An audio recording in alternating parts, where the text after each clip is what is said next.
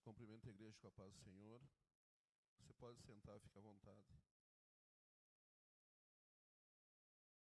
Então, nessa manhã nós temos para comentar com os irmãos, para estudarmos juntos a lição de número 3 do segundo trimestre, que assim como foi lido já, tem por título Ciúme, o mal que prejudica a família. O texto áureo, como já foi lido, nos fala no capítulo 3 de Tiago, verso 16, diz assim: porque onde há inveja e espírito faccioso, aí há perturbação e toda obra perversa. E a verdade prática nos ensina que o ciúme é uma obra da carne, e só o fruto do espírito é capaz de superar as consequências ruins dessa emoção. O texto base que o comentarista usou para, vamos dizer assim, fundamentar a lição está lá em Gênesis 37, que fala da vida de José. José é filho de Jacó. Jacó é um dos 3 patriarcas que começaram o povo de Israel, sendo Abraão, Isaque e Jacó. Abraão é chamado. Logo após vem Isaque, o filho da promessa, e do filho da promessa nasce Jacó e nasce Esaú. E Jacó é ele que dá a sequência na linhagem, porque através do processo que ele tem uma conversa com seu irmão, ele troca a primogenitura de Esaú, Esaú troca a primogenitura por um prato de lentilha, ele entrega aquilo que era dele.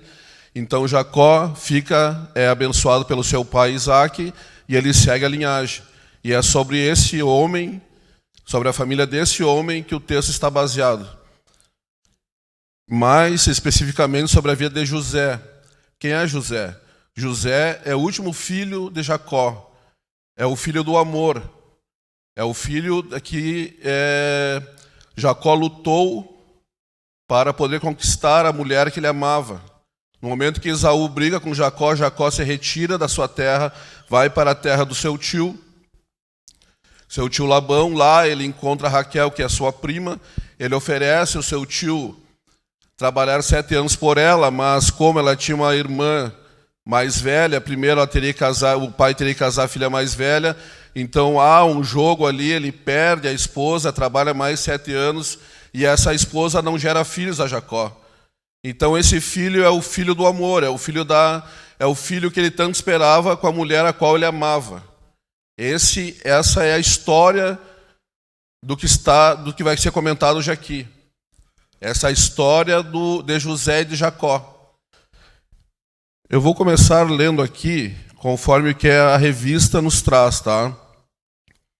Vamos comentar aqui a introdução. A história dos filhos de Jacó não é só comovente. Você que tem a revista, por favor, pode acompanhar. Mas dramática. José, o filho amado do patriarca, foi alvo do ciúme dos seus irmãos. É verdade que Jacó tinha certa preferência por ele, por isso tornou-se uma pessoa de confiança do velho pai. José delatava todas as más ações de seus irmãos para o patriarca da família. Por esse motivo, eles ouviam como um delatador e merecedor da hostilidade deles. A lição de hoje não tem o objetivo de tratar dos aspectos gerais da história de Jacó. Não é Jacó no Egito, não é Jacó sendo o governador do Egito, não.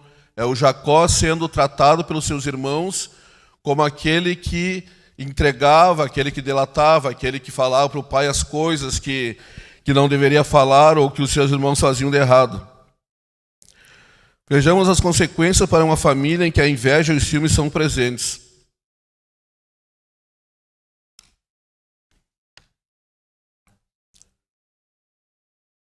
Vejamos as consequências da família em que a inveja e os ciúmes estão presentes.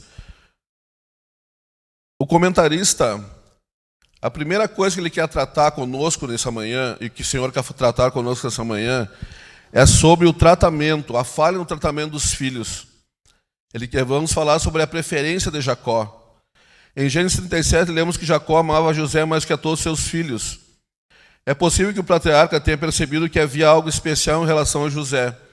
Entretanto, independente de ser o filho da velhice, como eu falei aqui, ou o filho do amor, José era um dos muitos filhos de Jacó. Naturalmente, quando são conscientes do seu papel paterno e materno dentro do lar, os pais percebem as diferenças de personalidade e temperamento de cada um dos filhos. Por isso é preciso muita atenção no relacionamento com eles. Na segunda lição, estudamos a respeito do problema que foi gerado pela predileção de Isaac e Rebeca entre Esaú e Jacó. Aqui na história de José, veremos que a predileção de Jacó produziu o ciúme e a inveja entre os irmãos. As consequências graves dessa prática dentro da família. Então, o problema todo que começou foi quando Jacó ele resolveu mostrar aos demais que ele tinha preferência por José.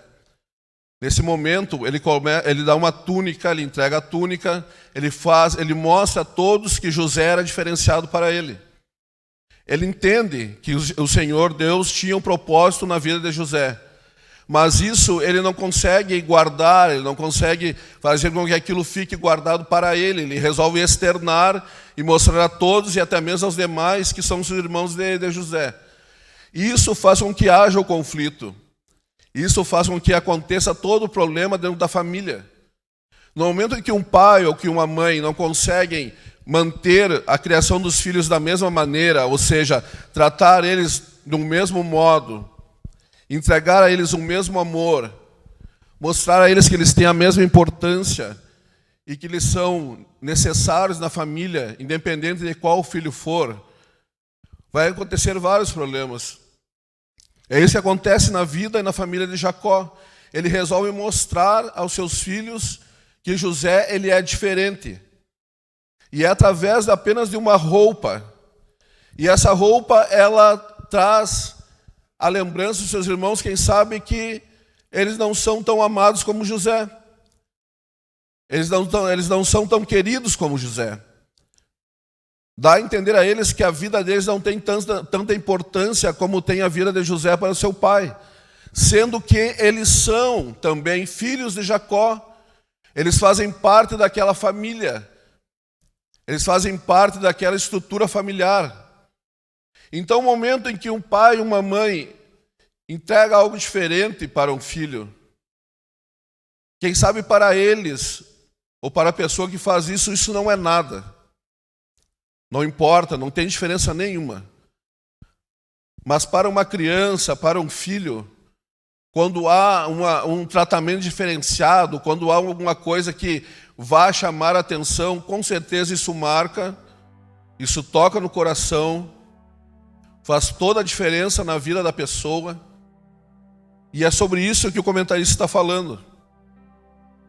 Que apenas um objeto, uma roupa, mudou toda a história da vida de Jacó, da vida de José. Mudou a história dos irmãos de José. Apenas, quem sabe às vezes uma palavra, um gesto de carinho, um gesto diferenciado onde um filho recebe mais que o outro. Quem sabe minutos de atenção. Quem sabe olhar o caderno de um e não olhar o caderno de outro no final do dia ao chegar em casa.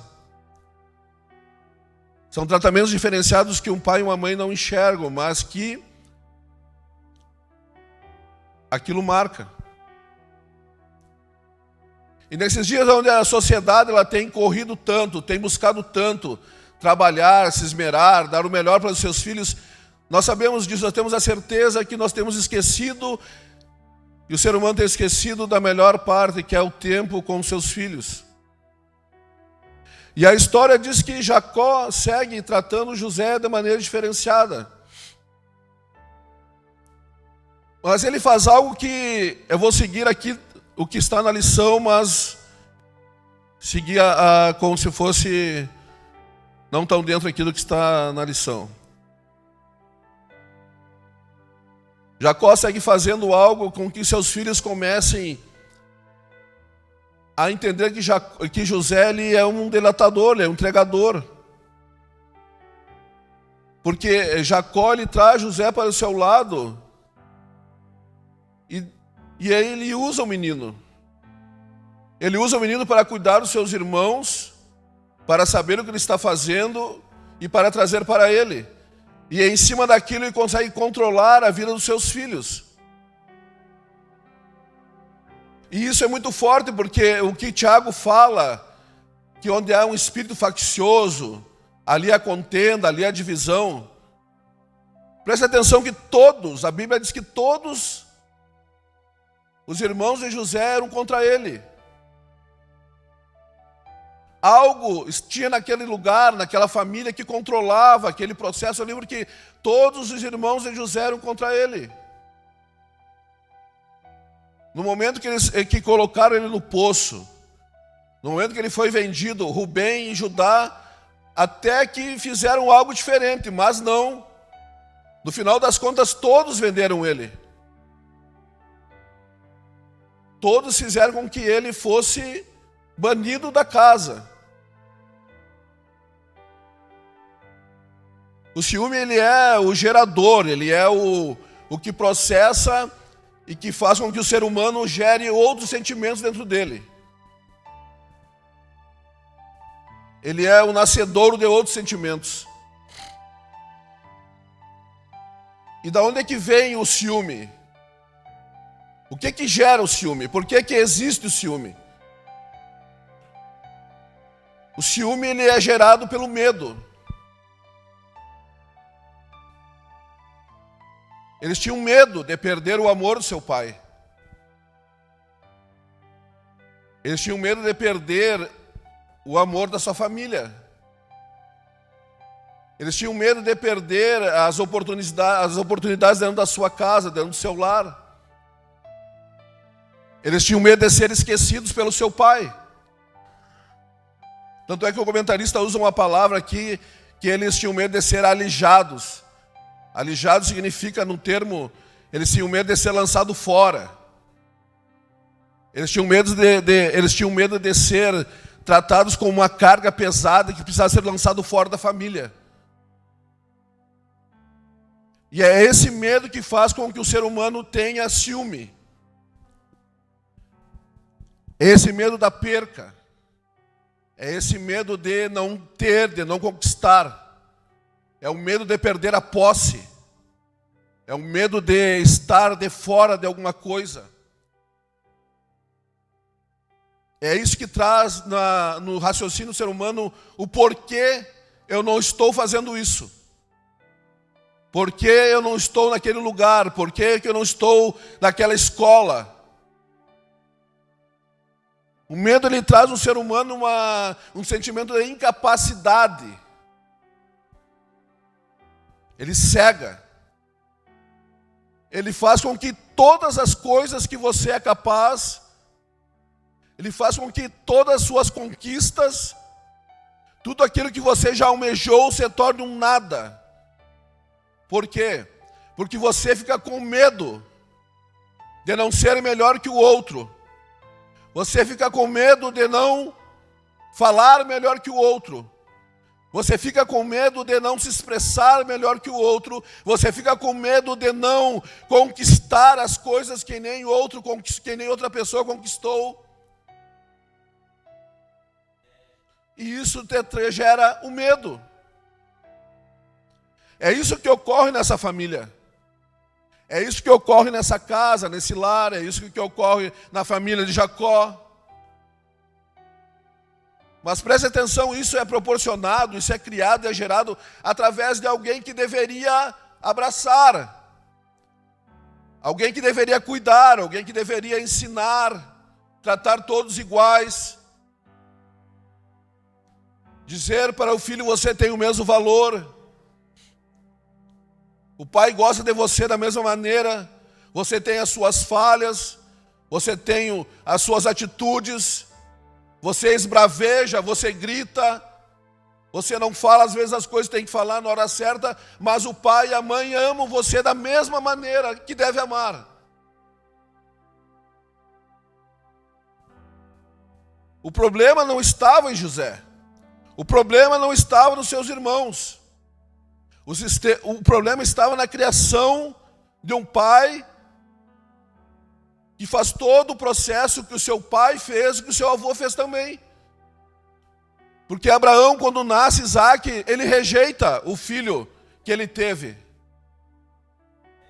com a filha da sua mulher, com a empregada da sua mulher. Ele faz escolha. Quando Isaque tem Esaú e tem Jacó, Rebeca escolhe Jacó e Isaque escolhe Esaú. E fica essa briga de geração em geração. A família brigando entre si para disputar, para ver quem pode mais, quem pode menos, quem conquista, quem consegue, quem não consegue. E esse sentimento chamado ciúme, ele vem aflorando, ele vai aflorando, ele vai crescendo. E do ciúme vem a inveja. E da inveja eu quero lugar, eu quero aquilo que ele faz, eu quero aquilo que ela faz, eu quero ter a família que ela tem, eu quero ter a família que ele tem, eu quero ter o carro que ele tem, eu quero ter aquilo tudo que ele tem, eu quero que os meus filhos sejam igual ao que aquela pessoa tem. E a palavra inveja, ela vem numa raiz, invedere, ou seja, não ver. Não ver o que? A pessoa que está tomada pela inveja, ela não consegue ver ela mesma. Ela não consegue ver a sua capacidade. Ela não consegue ver que ela é capaz de conquistar aquilo que os outros conquistam. Isso tudo aqui está dentro da lição. Eu estou dentro da lição, falando aquilo que o comentarista abordou. Ela não consegue enxergar que ela pode estudar. Ela não consegue enxergar que ela pode trabalhar. Ela não consegue enxergar que ela pode ter o melhor emprego, que ela pode processar as coisas de melhor forma. Ela não consegue enxergar que o seu casamento, quem sabe, seja até melhor que um casamento que ela enxergue na rua ou que ela veja na internet, no Facebook, que é algo pintado, que não é natural, que todos nós sabemos que todas as pessoas, todos os casamentos, todas as famílias têm problemas para resolver, têm coisas para resolver, mas quando se enxerga algo que está pintado, está bordado, nós queremos ser iguais. Mas a verdade é que todos os casamentos e famílias têm problemas para serem resolvidos. Todas as famílias têm problemas para serem tratados. Uma família tem um problema de uma esposa que não quer ir à igreja. A outra família é o esposo que não quer ir à igreja. A outra família são os filhos. Uma família tem problema financeiro, a outra tem problema conjugal, falta de conversa. Todas as famílias têm problemas para serem resolvidos.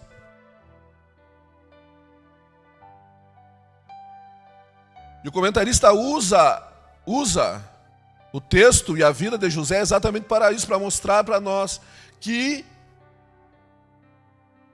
o ciúme está em todo lugar. E o ciúme está em um lugar que ele não deveria estar. O ciúme está em um lugar que ele não poderia nem mesmo ser falado.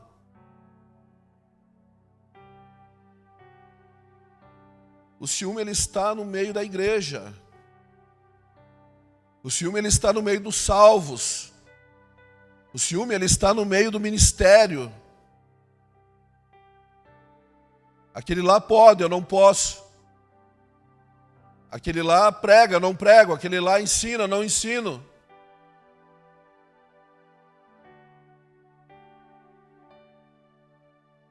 Quantas pessoas desistiram das coisas de Deus? Isso não é desculpa, mas é uma verdade. Quantas pessoas desistiram das coisas de Deus? Porque todas as vezes que foram fazer, foram criticados.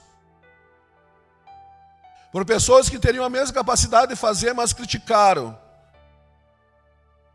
Quantos aqui, quem sabe, nessa manhã desistiram das coisas de Deus porque foi um dia, receberam uma oportunidade e foram criticados ou foram alvos de ciúmes?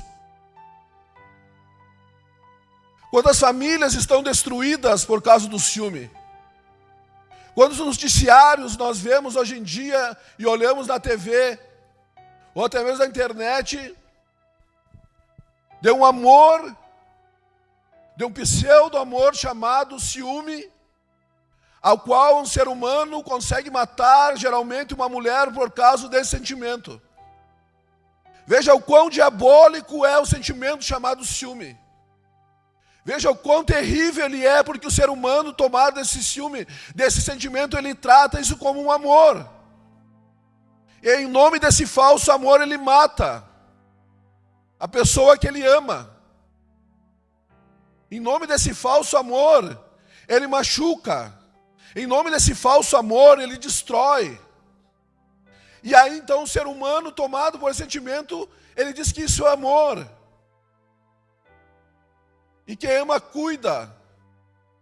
Quem ama, cuida, mas quem ama não mata. Quem ama não aleja. Quem ama não destrói. Quem ama não machuca. Que sentimento é esse que faz com que o ser humano se torne raivoso? Um ser que foi dotado de raciocínio, tem capacidade de raciocinar, tem capacidade de executar aquilo que raciocinou, tem capacidade daquilo que ele imaginou colocar num papel e depois de colocar num papel ele transformar, por exemplo, numa casa. E tomado desse sentimento, ele se torna um animal. Um ser que não pensa, um ser que não raciocina. Um ser que não consegue ver mais nada na sua frente porque ele está cego. Ele está cego e ao estar cego ele não enxerga mais nada a não ser aquilo que ele quer, o seu desejo. E o seu desejo é ter posse. É possuir, porque se ele não possuir, não serve para ele. Se não é dele, não é de mais ninguém. Se não é meu, eu não preciso ter. Posso estragar, posso matar, posso destruir, que se não é meu, não vai servir para ninguém.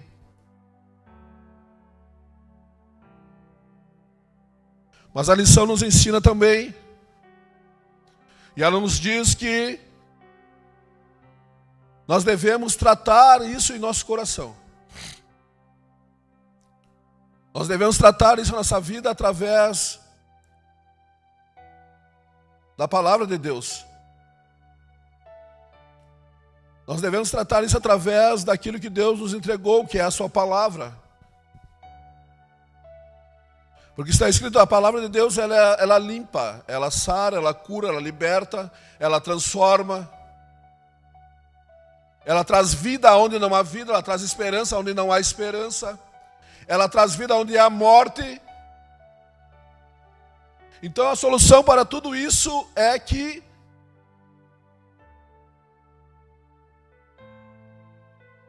a palavra de Deus entre. Certa feita alguém me disse, quando comecei na igreja, eu estava cheio de problemas. Então alguém me disse, deixa a palavra entrar. Deixa a palavra entrar. Se vocês têm algum sentimento em seu coração, deixe a palavra entrar.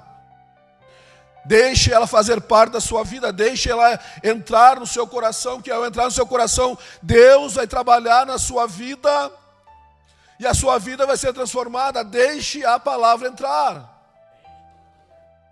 Jó diz que ainda há esperança, sempre haverá esperança.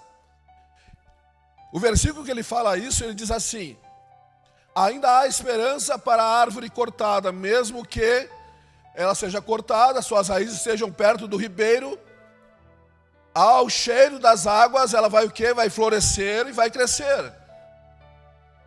Ele está falando da árvore. Dele está falando assim: a árvore tem esperança. Eu, homem, sozinho, que não tenho Deus, estou morto. Não consigo nada. A árvore, ela está lá, pode ser cortada perto das águas, as raízes dela vão receber o que tem que receber e ela vai crescer e vai voltar a frutificar. Ele está falando dele na condição sem Deus. Eu sem Deus não sou nada, ele diz. Acabou para mim. Paulo fala que ele é um homem miserável, que ele é um homem que não tem valor nenhum, mas que com Cristo ele consegue todas as coisas e pode todas as coisas.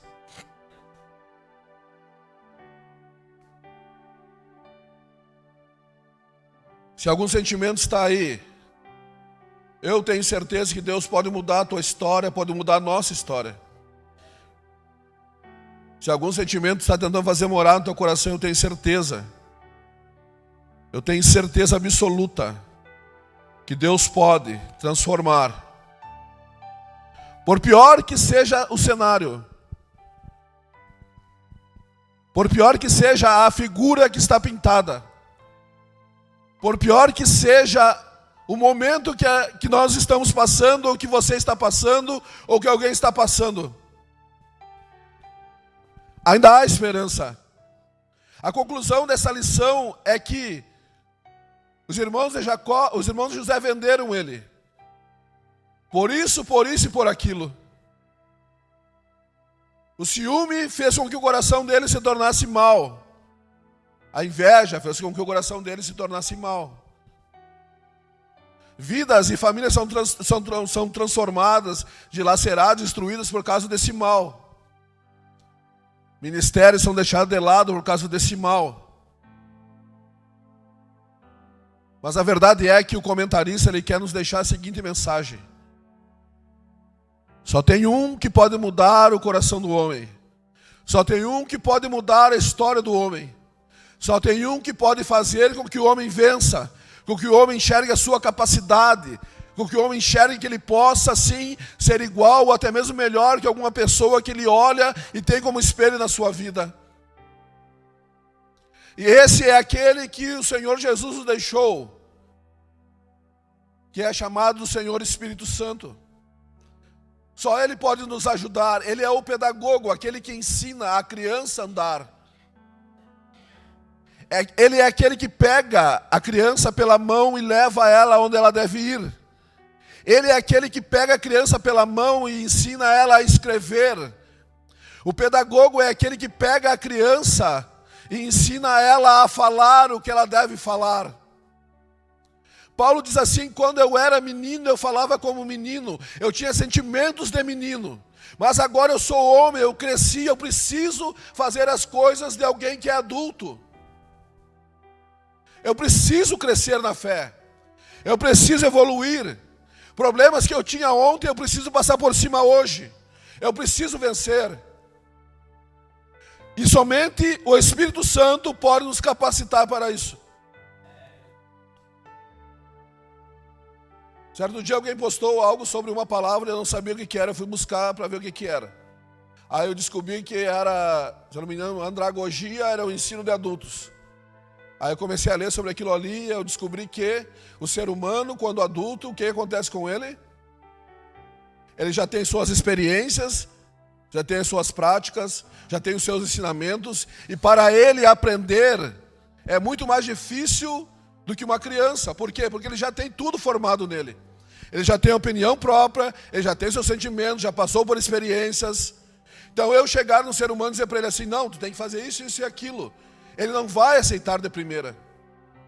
Ele não vai aceitar que aquilo ali, por mais que seja o certo, ele não vai fazer. Por quê? Porque ele tem a sua autoestima, ele tem os seus pensamentos, ele tem as suas atitudes, e ele não vai aceitar. Agora, se Deus trabalhar no coração do homem, Deus entrar e habitar no coração do homem, o homem não vai se dar de conta daquilo que está acontecendo. O homem não vai se dar de conta daquilo que está sendo transformado na sua vida. É por isso que muitas vezes pessoas recebem alguma mensagem assim: olha como você está mudado. É porque já houve uma mudança e ninguém falou nada para ela. É por isso que Tiago diz que onde há contenda, onde há ciúme, inveja, é um espírito faccioso. Espírito não se enxerga. Espírito não se vê. Espírito não se toca. E do mesmo modo, Deus trabalha na vida do homem. Do mesmo modo, Deus consegue transformar a vida do homem. Aquele tempo que você perde tentando convencer alguém que aquela pessoa está errada, nós só vamos perder tempo. Nós vamos nos desgastar. Nós vamos gastar minutos, dias, horas. Nós vamos gastar semanas, meses, anos. Porque tudo aquilo que nós falamos está na força do nosso braço. Tudo aquilo que nós fizemos está na força do nosso braço. Está naquilo que nós podemos fazer.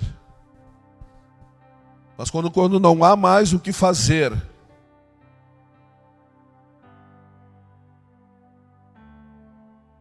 a ideia é entregar.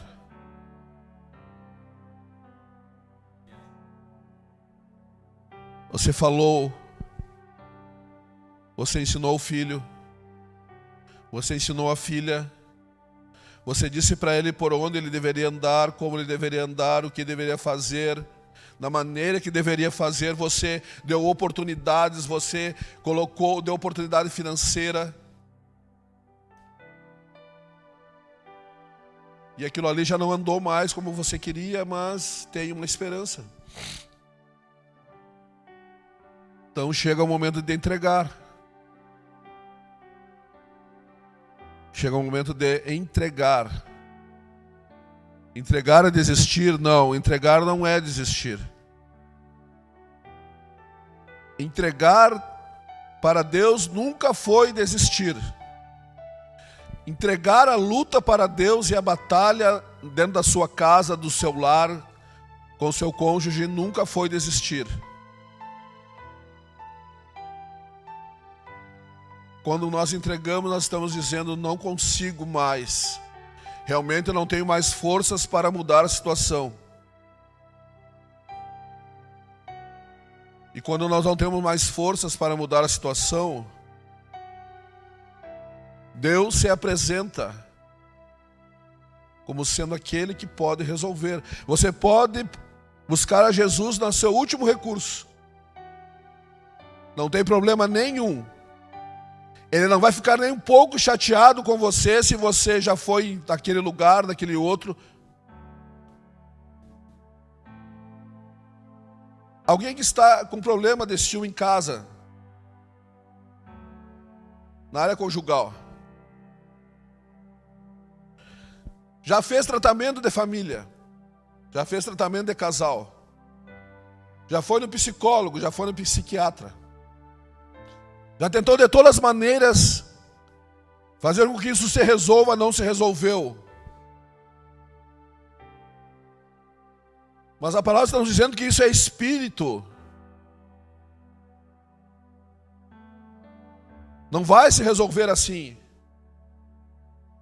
O psicólogo não tem poder para mudar isso. Ele pode tratar até. Ele foi capacitado para isso. O psiquiatra, o psicólogo, eles estudaram para isso, mas eles não vão entrar naquele lugar que deveriam entrar. Que é na divisão da alma e do espírito. Na alma, lugar onde todas as coisas acontecem, todos os sentimentos são abordados do ser humano, onde aquele emaranhado de sentimento, aquele turbilhão, onde acontece a alegria, acontece o medo, acontece a distração, acontece várias coisas, acontece ali. Ali, o ser humano não consegue chegar, ele não consegue penetrar. E é exatamente ali que a palavra entra. Você lembra que está escrito?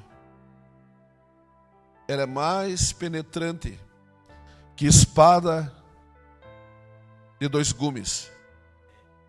Ela é mais penetrante que qualquer espada de 2 gumes, que penetra a divisão da alma e do espírito.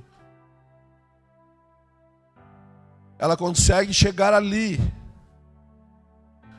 aonde ninguém consegue chegar, aonde uma mãe não consegue chegar. aonde um pai não consegue chegar, aonde o esposo não consegue chegar.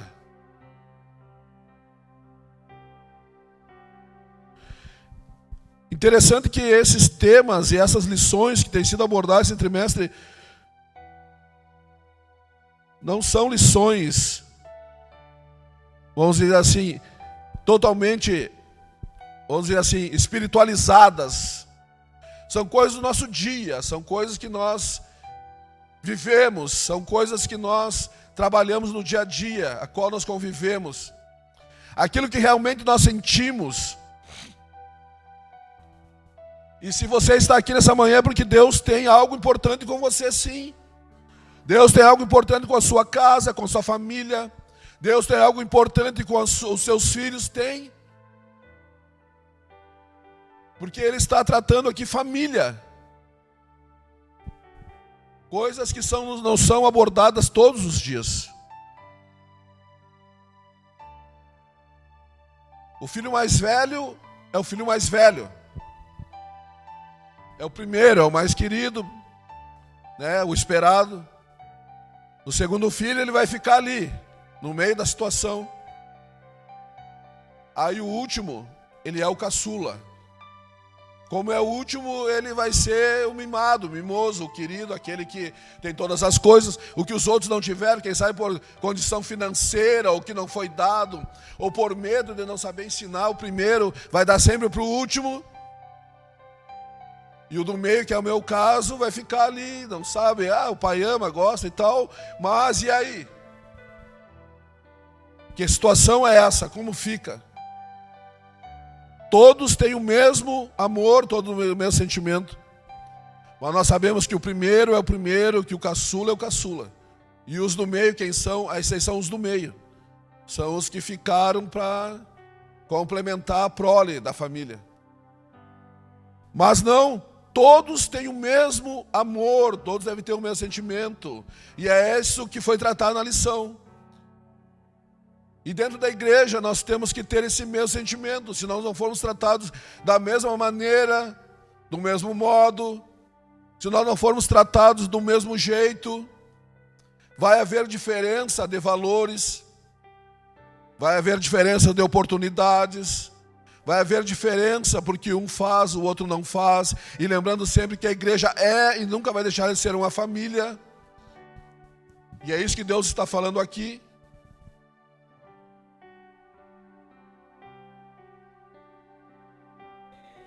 Eu quero ler para você algo. A etimologia da palavra ciúme é originária do latim zelumen, ou ainda do grego zelosos. As suas origens remetem ao vocábulo zelos. Um professor da Galileia, ele disse, olha, o zelo pela obra do meu Pai queima em mim, arde em mim. Jesus disse isso. Eu tenho um zelo pela casa do meu Pai e pela obra dele que queima em mim.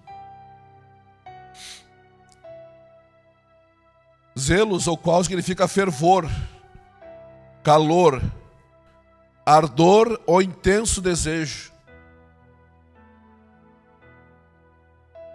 Só que o amor, os ciúmes muitas vezes é um amor disfarçado. Que ele vai fazer muitas e muitas coisas que parece amor, mas não é. Parece, mas não é. Parece um cuidado, mas não é cuidado. Parece um bom tratamento, mas não é um bom tratamento.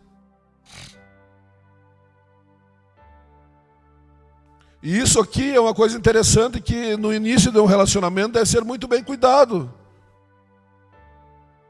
Porque uma pessoa que não deixa a outra respirar, não deixa a outra caminhar, não deixa a outra andar, não deixa a outra pensar por si própria.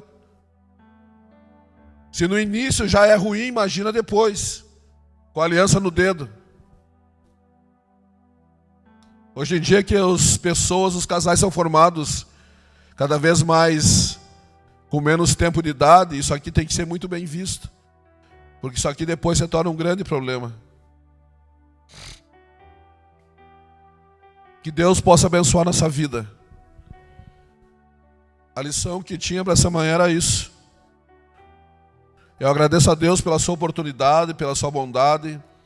E para terminar, eu só quero compartilhar com você um breve testemunho. No ano de 2007, fazia 2 anos que eu ia numa igreja.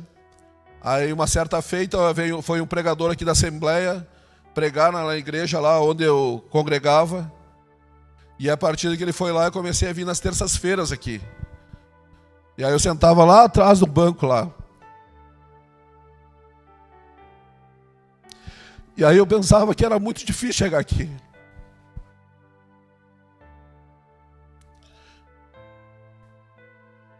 Eu ficava pensando, mas como é que eles conseguem? O que tem que fazer para chegar lá na frente lá? Porque para mim era algo muito difícil. É muito difícil falar, muito difícil me expor. É muito difícil falar na escola, na frente de muitas pessoas, ou apresentar um trabalho, é muito difícil. Mas eu sei que nele eu posso todas as coisas.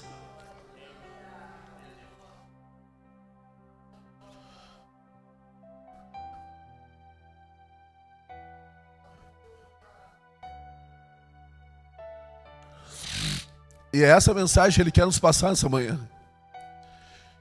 Que com Ele nós podemos todas as coisas. Não é porque nós somos bons ou somos capacitados. É porque um dia a misericórdia dele nos alcançou. O seu sangue nos lavou. E se o ciúme é um espírito, um dia no alto de uma grande cruz ele foi vencido. E a sua palavra diz que todo principado e potestade, todo domínio e poder está sujeito aos seus pés. E tudo aquilo que era contra a nossa vida foi cravado na cruz. E ele, ao vencer o seu inimigo, ele os expôs publicamente. E sobre ele passou com sua tropa no céu e venceu. E ele mostrou que ele é aquele que vence, aquele que vive, aquele que pode. Ele é o Senhor dos senhores, Ele é o general dos generais, Ele é o doutor dos doutores, Ele é o mestre por excelência. Ele é o maioral dos maiorais. É aquele que pode tudo em todos. Ele é o Senhor dos exércitos. Eu não sei ainda qual é o teu problema nessa manhã. Eu não sei o que você está passando. Eu não sei se para você ele hoje precisa ser o advogado. Eu não sei se para você hoje ele precisa ser o seu provedor. Eu não sei se hoje para você ele precisa ser o seu general de guerra. Eu não sei. Eu sei que ele pode ser aquilo que você precisa. E que ele pode transformar a tua vida. Ele pode transformar a tua história, Ele pode transformar a tua família, Ele pode transformar a história dos teus filhos. Ele pode fazer a tua vida melhor do que ela tem sido até agora. É por isso que você está aqui. É por isso que Ele te trouxe aqui nessa manhã para você escutar essa mensagem, escutar esse ensinamento. Que Deus possa te abençoar. Que Deus possa abençoar a tua casa, o teu lar, a tua família. Que você seja próspero financeiramente, espiritualmente. Que você vença nessa terra. Receba essas palavras em nome de Jesus.